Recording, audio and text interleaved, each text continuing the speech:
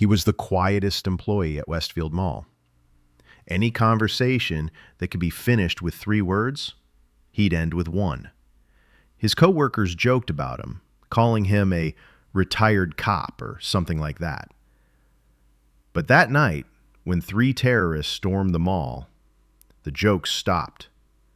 Because Robert wasn't a cop. He was so much more. Welcome to Onerous Stories. Before we continue, tell us in the comments what city you're watching from today. And if you believe stories like this deserve to be heard, hit that subscribe button to help us keep these voices alive.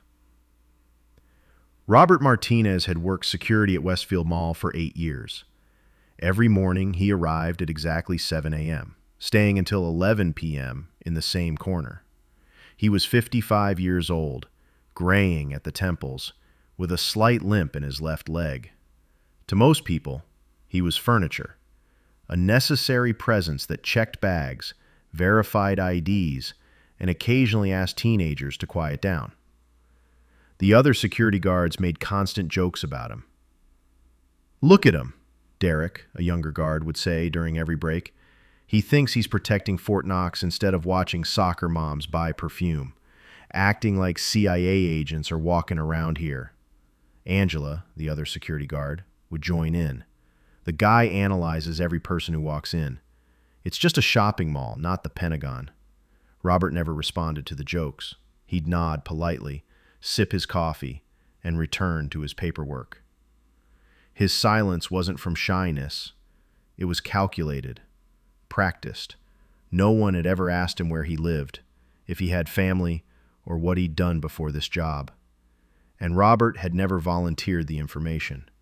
What his coworkers didn't know was that Robert's eyes were always working, cataloging every face, assessing every potential threat. Throughout his shift, he constantly ran security scenarios in his head.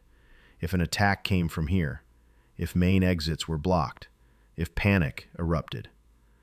Most people saw the mall as a shopping destination. Robert saw it as a tactical environment. The limp in his left leg? Shrapnel from an IED in Fallujah, 2006. He'd spent 3 months in the hospital, underwent physical therapy. The scar, barely visible under his collar? A knife wound from a classified operation in Syria. A mission that officially never happened, never appeared in any file. His habit of constantly checking exits, this positioning, 22 years as a Navy SEAL and Marine Force Recon operator.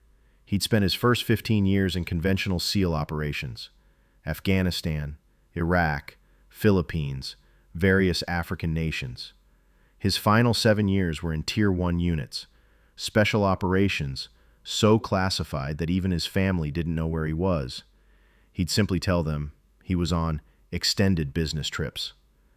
When he retired in 2015, he declined all. But to everyone else, Robert Martinez was just a quiet security guard. It was a Thursday night in November, and the mall was busier than usual. Early holiday shopping had brought crowds. Families, couples, teenagers filled every corner.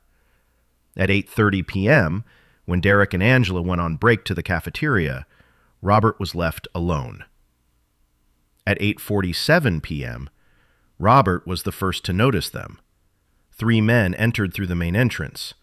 Casual jackets, backpacks, looking like ordinary shoppers. To anyone else, it was a routine sight. But Robert's trained eye caught details others missed, how they avoided security cameras, unconscious touches to their right hips where weapons might rest, the coordinated timing of their entry. They made eye contact with each other but didn't move together. Classic threat formation. Robert's pulse didn't quicken. He'd experienced moments like this for 22 years. There was adrenaline, but it was controlled. He reached for his radio and switched to the emergency frequency. "Control, this is Westfield Security. We have 3 individuals of interest entering main entrance.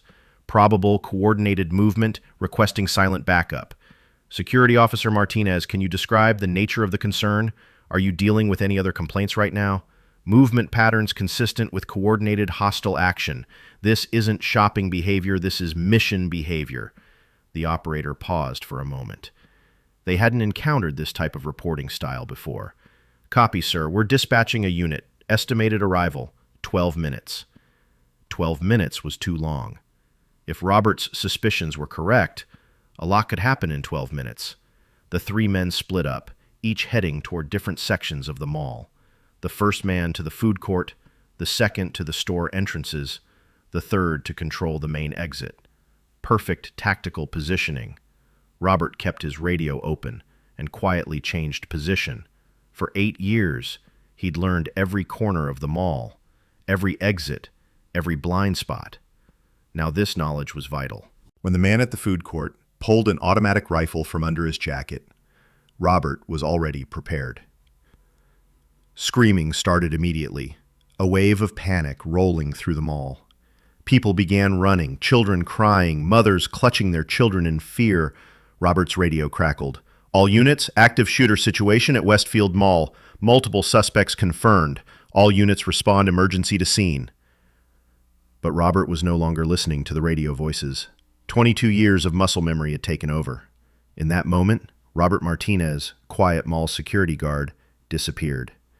Master Chief Robert Martinez, Navy SEAL, had taken his place. His movement changed. The limp vanished. His posture tightened. His eyes sharpened like lasers. This was no longer an ordinary man, but a trained war machine. He approached the first terrorist from his blind spot. The panic at the food court was overwhelming. Families with children hiding under tables, staff trying to escape through back doors. The terrorist was moving toward the center of the mall to control more civilians. Robert approached him from 3 meters away. The terrorist didn't see him.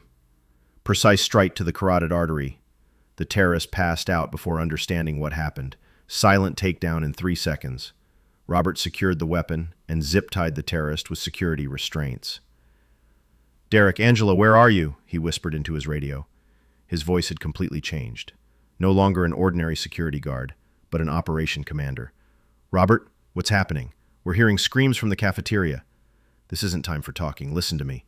There are 2 more armed attackers. They're controlling the main exit and store entrances. Never approach them. Use the service door from the cafeteria to evacuate civilians. Stay hidden until police arrive."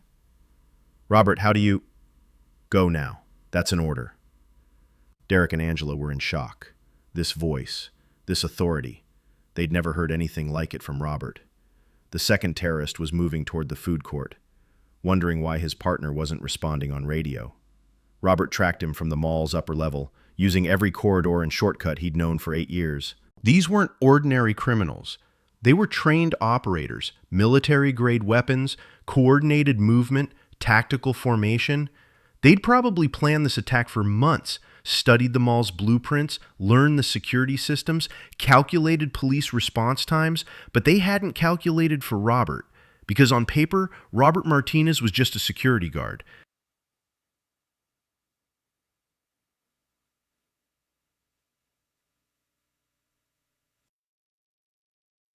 As he approached the second terrorist from behind, the man was still turning his head, confused. Robert's attack was silent and deadly. The second man was also restrained. The third terrorist at the main entrance was trying to understand why he couldn't reach his partners. The plan was falling apart, and he was starting to panic. Robert appeared behind him like a ghost. "Drop the weapon, now." The man turned, but Robert had already anticipated the movement. 22 years of close-quarters combat ended the fight in seconds. The third terrorist was restrained. When the first police cars arrived, all 3 terrorists had been neutralized. The entire incident had lasted 11 minutes. No civilians were injured. Detective Sarah Chen was confused when she arrived at the scene.